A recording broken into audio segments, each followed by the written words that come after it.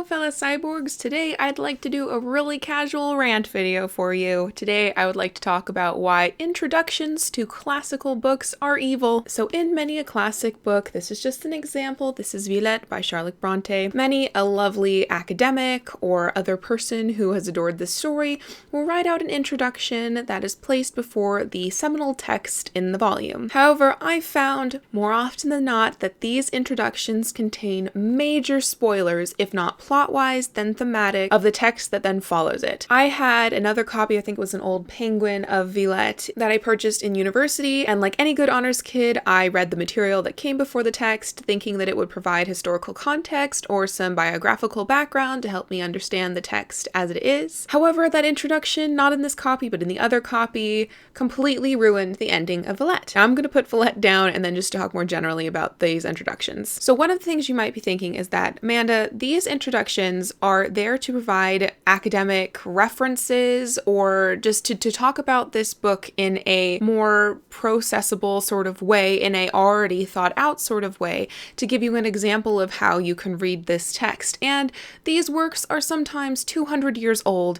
How long do we have to keep them spoiler free? That's a very good question. I think that how long do we have to keep classics spoiler free? You know, when are we being outrageous in talking about a classic, assuming someone already knows what happens? I don't know the answer to these things. And when we are reading classical texts, oftentimes if we're doing it for class, the plot isn't the main focus. We're looking at themes or looking at broader context, and ruining the plot isn't necessarily going to ruin the reading experience, since we are doing more things than just enjoying the plot and characters. However, for me personally, I think that there are wonderful characters and plots and surprises to be found in classics, and by sabotaging that surprise of the reading experience by having spoilers in the introduction before the text just kind of ruins an aspect of reading classics and a way of reading classics that is akin to modern enjoyment reading, because you're assuming that the person is reading the classics to study it. I think you should be able to study a work while also being surprised and enjoying reading it, and I hope that that's also what English classes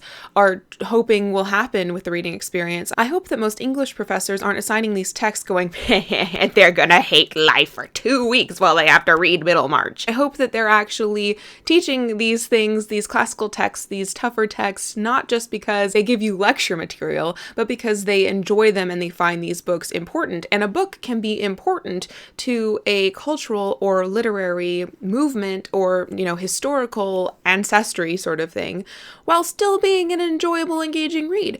And by spoiling what's happening in an introduction before a text that you're going to be reading, then that fun aspect, that enjoyment aspect of reading can no longer be there. All that's left is reading for analytical and study purposes, in my opinion. Reading this introduction not only spoils the plot points in some cases, but it also taints the reader's analytical thoughts. So if you read the introduction and it's talking all about the socioeconomic critique and themes within this book, then what are you going to be thinking about? You're going to be reading this book perhaps through that socioeconomic lens. But what if you naturally would have read this text looking at social conflicts and like the roles of marriage and the roles of men and women? So by this person guiding your reading, they have taken away any sort of creative thought that you might have had. They have tainted how you were looking at this work, what you are expecting from this work, both thematically and plot-wise. So I'm making this video for you today to tell you to not read the introductions to classical texts that are included in the front of a lot of modern publications of classical texts, because if you are reading this for fun and you would like to enjoy the read and experience the book and the plot with genuine surprise, don't read the introduction, because you just can't risk it. Now, I do 100% agree that you can read a book and enjoy it while already knowing the plot. And for me, I actually feel that that's a big factor in whether I think this book was written well. If the enjoyment of the story is completely hinging upon the plot twist, then that means the writing isn't there, the characters aren't there. And for me, having good writing and good characters is as important as having an engaging plot. So I don't think that since I know a bit about what's going to happen in Villette, that my reading experience has been ruined.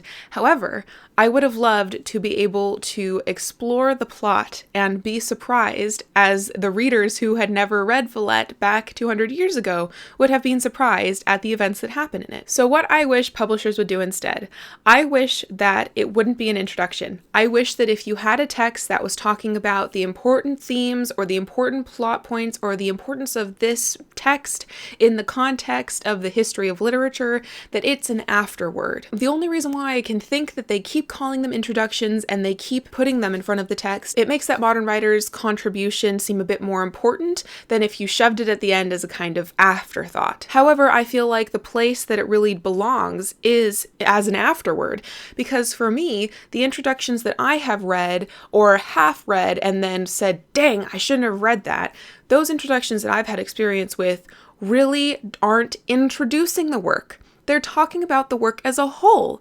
And for me, an introduction is there to introduce you to something, give you some background information. If you're at a party and you're introducing people, you say, Sam, this is Chloe. I work with her at my retail job. Chloe, this is Sam. We grew up together. You know, you're giving people background information and a place to set their expectation levels at, getting you into the emotional or philosophical mindset to then deal with this person or this book.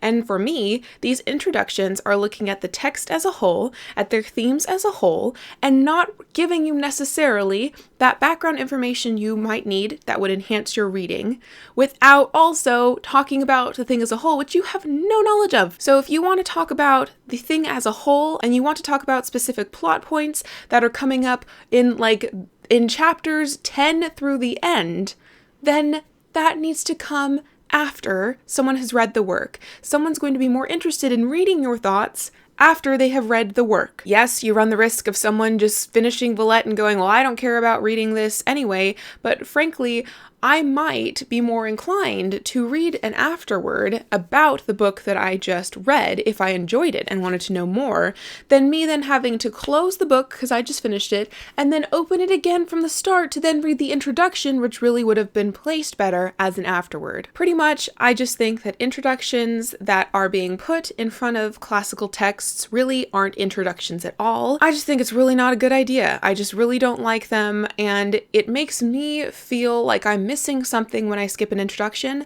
but I know that I would much rather skip an introduction than read it like a good kid and be spoiled and not be able to make up my own mind about the work that I'm planning on reading next. So that's my little rant on introductions to classical texts in the published volumes that are coming out today.